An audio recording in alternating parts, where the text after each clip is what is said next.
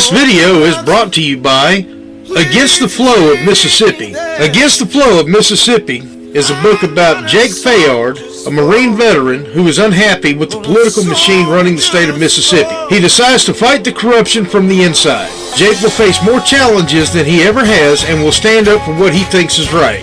His notoriously hot temper will push him to the edge of murder, along with his friend and brother Kobe Barhanovich. Together, they will fight the system and give the power back to the citizens of Mississippi. Against the Flow of Mississippi was written by Anthony Oksenholt and was published by Oksenholt Biloxi Publishing, LLC. A link to the book will be placed in the description below. Yeah, this a revolution in our time. Everybody's fighting, change coming, yes. That's why it's an acronym for riot. Everybody has a voice. Don't you dare stay silent. If you say nothing, you are an accessory to violence. They've had their say. Seems like they've had that kind of say around here for too long. Look, I had to stand up for myself alone. I went in there to remind them that somewhere in this world there's still a little law and order left. To let them know in the only kind of terms that their kind understand is that they can't bribe or threaten their way out of what they did. To let them do this to me and get away with it, and you give them the eternal right to do the same damn thing to any one of you.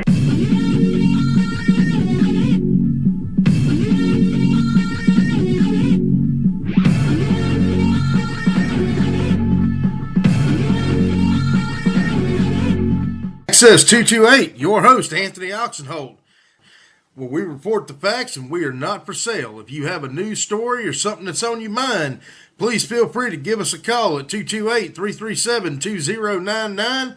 Be glad to have you on. Thank you for listening, and we do appreciate all that you do to support us and keep free and independent journalism doing what we do best. All right, so y'all want to see how dangerous shit is? This is why. Let's watch the video, and I'll tell you why. Anthony Oksenholt, Access 228. This video appears to show the moment an 18-year-old USC student was struck in the right eye by a projectile allegedly fired by a federal agent. Tucker Collins attended and documented the No Kings protest last month in downtown Los Angeles. His attorney, who provided the video, told CNN the projectile was fired by a Department of Homeland Security agent, and it destroyed his eyeball and fractured the bones in his eye socket. When asked about what transpired and why the projectile was fired, DHS said in a statement, "The First Amendment protects speech and peaceful assembly, not rioting." The agency claims, quote, I don't see anybody rioting, just saying. I see people walking around, people making a little too much movement, maybe it makes somebody nervous. I don't see one fucking rioter. Rioters threw rocks, bottles and cement blocks at officers, and that 7 warnings were issued before crowd I don't see anybody throwing anything. deployed.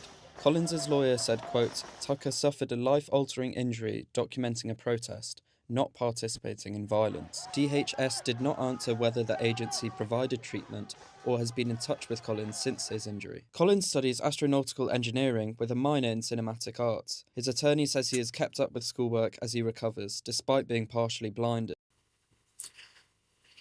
You know, I ain't seen nobody doing nothing. Let's look at the history of DHS and why DHS was created.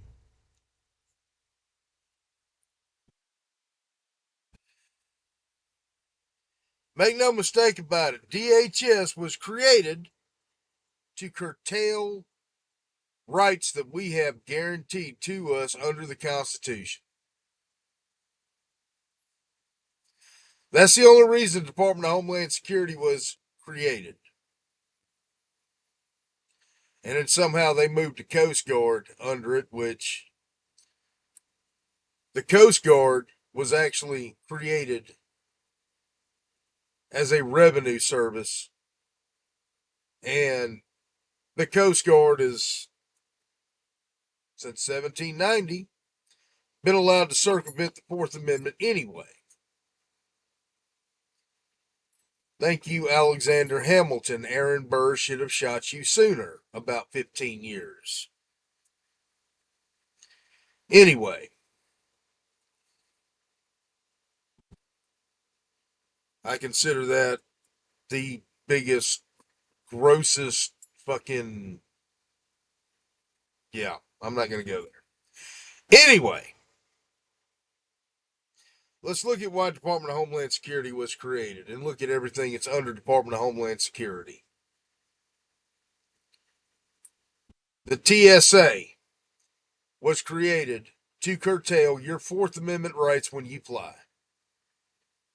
ICE, as of lately especially, has been violating our Fourth Amendment rights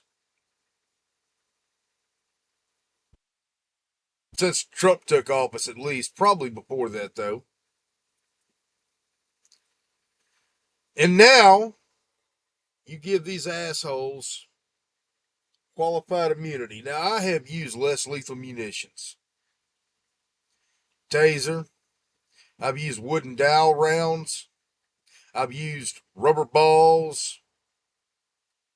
All of the time I've used this, I was on the DART team with the Florida Department of Corrections, so I'm familiar, very familiar, with less lethal munitions.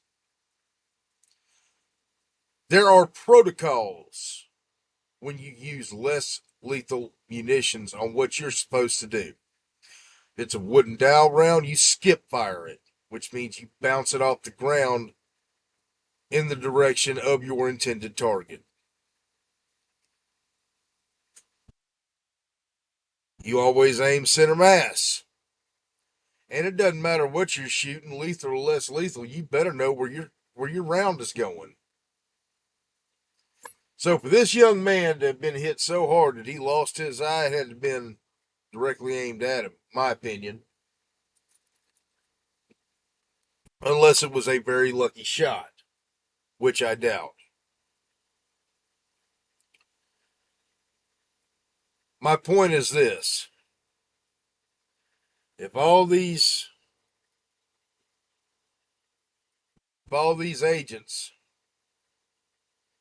most of them are piss poor trained, because let's face it, the federal government sucks. Yeah, I said it. There is really nothing I really like that the federal government has at all. I honestly wish we could just do the fuck away with the federal government because they suck. Um, Especially the way they do shit now. Yeah, it's bullshit. This young man is going to go through his life partially blind, legally blind. And he's 18 years old. And we're allowing this. Here's something else. It's really hard to sue a federal agent. You can sue your local street cops all day long, but you can't sue a federal agent. Not unless it meets the qualifications under Bivens versus 6 unnamed federal agents. And they've eroded Bivens to the point to where it almost doesn't fucking matter. You can't sue them under 1983 federal civil rights suits, federal civil rights codes. We allow this. And Congress allows this.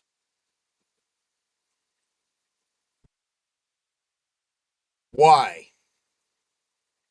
Because the federal government is above the law. And if you are above the law, you are tyrannical. If you are tyrannical, that's about as un-American as it gets.